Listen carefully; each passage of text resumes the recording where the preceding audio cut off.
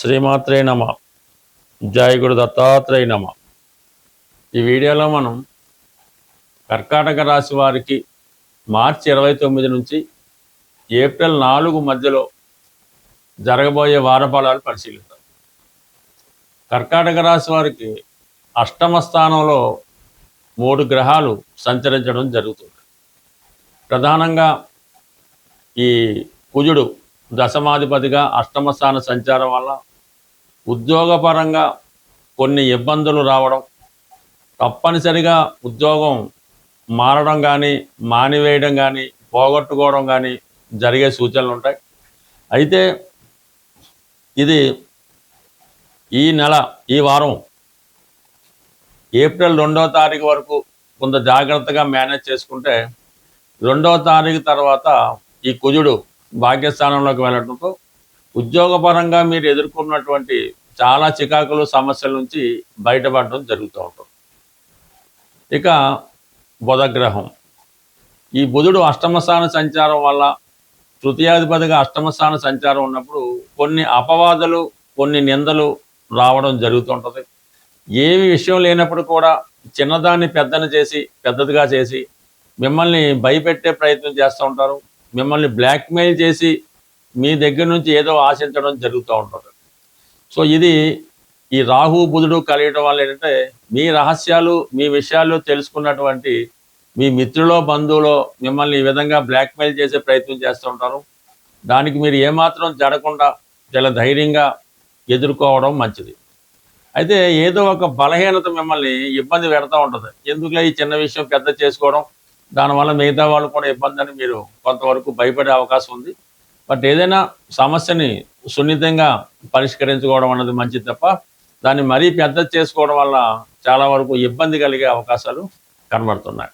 ఇక ప్రధానంగా మనకి రవి ధనాధిపతిగా ఉన్నటువంటి సూర్య భగవానుడు ఈ వారం అంతా కూడా భాగ్యస్థాన సంచారం జరుగుతుంది. అయితే మీకు దీని కారణం వల్ల ప్రభుత్వ పథకాలు అనుకూలంగా వస్తాయి. మీ కుటుంబంలో ఒకరికి లేదంటే మీకు ఒక గొప్ప పదవి, ఒక నామినేటెడ్ పోస్ట్ కానీ ప్రభుత్వ ఉద్యోగం కానీ ఏదైనా ప్రభుత్వ అధికారి దగ్గర మీకు మంచి పొజిషన్ కానీ రావడం జరుగుతుంటుంది. వ్యక్తిగతంగా మీ యొక్క నేమ్ అండ్ ఫేమ్ పెరిగే అవకాశం కనబడుతూ ఉంటుంది.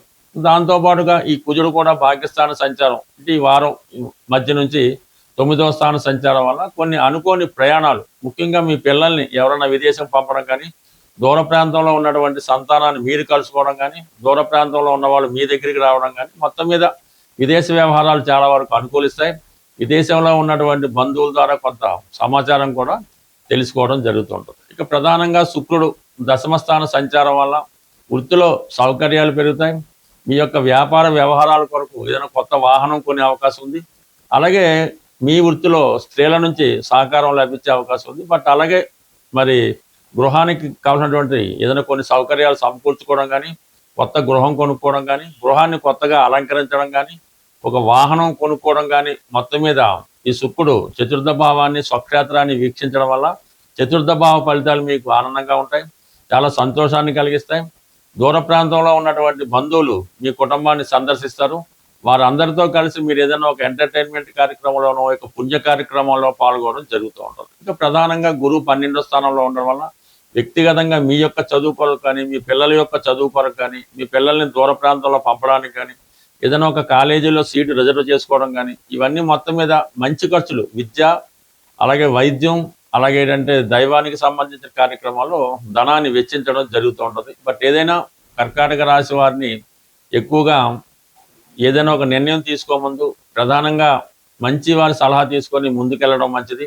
ఎవరు భయపెట్టినా ఎవరు బెదిరించినా ఏమాత్రం బెదరకుండా ఏదో ఒక మంచి నిర్ణయం పెద్దవారితో సంప్రదించి తీసుకోవడం కానీ, లేదంటే మీరు ఏదైనా ఒక ప్రభుత్వ సహకారం, పోలీసుల సహకారమో ప్రభుత్వ న్యాయవాది సహకారం తీసుకుంటే ఏ చిన్న సమస్య అయినా మీకు ఖచ్చితంగా సాల్వ్ అవుతుంది. మీరు ఎంత భయపడితే సమస్య అంత పెద్దదిగా మారి మిమ్మల్ని ఇబ్బంది పెట్టడం జరుగుతుంది. పర్టికులర్గా ఈ వారం మనం చేయవలసినటువంటి పరిహారం ఏంటంటే, ఇప్పుడు ఈ వార ప్రారంభంలో సూర్య భగవానుడు శని భగవానుడు దగ్గరగా కలిసి సంచరించడం జరుగుతుంది. ఇంచుమించుగా దగ్గర డిగ్రీలో ఉండడం వల్ల మరి ఈ శని భగవానుడు కొంతవరకు కంబస్ట్ అవ్వడం జరుగుతూ ఉంటుంది.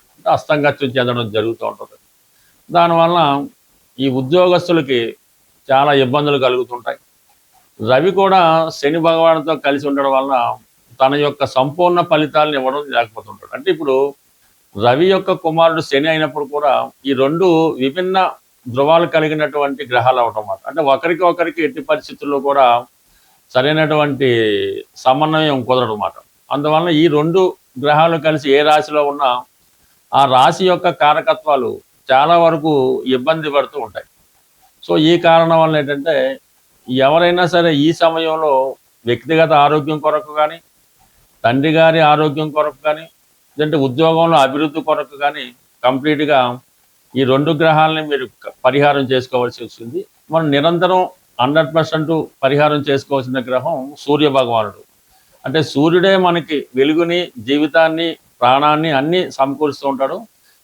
సూర్య భగవాను మాత్రమే ధనాన్ని జాతకుడికి ఇచ్చే అవకాశం ఉంటుంది. ధనాన్ని కానీ, ఆరోగ్యాన్ని కానీ సూర్య భగవానుడు ఇస్తాడు. కాబట్టి కంప్లీట్గా మీరు సూర్య భగవానుని ప్రతిరోజు సూర్య నమస్కారం ద్వారా, ఆదివారం నియమంగా ఉండడం ద్వారా, తండ్రి గారిని, తండ్రి సమానమైన వ్యక్తుల్ని గౌరవించడం ద్వారా కంప్లీట్గా మీకు సూర్య భగవానుడి అనుగ్రహం లభిస్తూ ఉంటుంది. అంటే ఈ సమయంలో మీకు ఏదైనా కొత్త ఉద్యోగం ప్రయత్నం చేస్తున్న నిరుద్యోగులైన వారు ఎవరైనా సరే ఈ సమయంలో మీ యొక్క తండ్రి గారికి కానీ, గురువు గారికి కానీ తెలుపు రంగు వస్త్రాలు సమర్పించి వారి ఆశీర్వాదం తీసుకోవడం వలన మీకు ఉద్యోగ ప్రయత్నంలో ఉద్యోగం నెరవేరే అవకాశం ఉంది.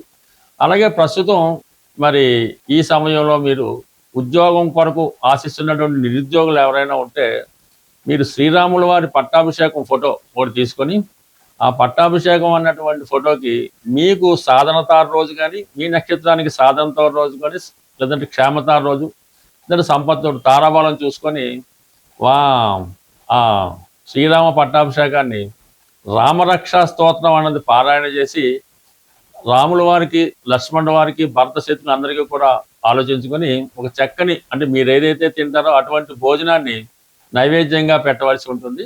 అలాగే ఎవరైనా అన్నదమ్ములు ఉంటే, ఒక ఇద్దరు కానీ, నలుగురు కానీ ఉంటే అన్నదమ్ములైన వారికి మీరు ఆ రోజు ఆహ్వానించి వారికి భోజనం పెట్టడం వల్ల మీకు కంప్లీట్గా నిరుద్యోగ సమస్య ఏమన్నా ఉంటే పరిష్కారం అవుతుంది, కొత్త ఉద్యోగం వస్తుంది, అన్నదమ్ముల మధ్య స్నేహభావం ఏర్పడుతుంది, పరస్పరం ఒకరు సహకరించుకోవడం జరుగుతూ ఉంటుంది. సాధారణంగా మీరు ఎక్కడున్నా ఎలా ఉన్నా మీకోసం మీరు బాగుండాలి, మీకు ఉద్యోగం రావాలి అనుకుని ఒక నలుగురు ముగ్గురు ఆలోచిస్తే మాత్రం కంపల్సరీగా మీకు అటువంటి ఉద్యోగం కానీ, వ్యాపారంలో అభివృద్ధి కానీ వస్తూ ఉంటుంది.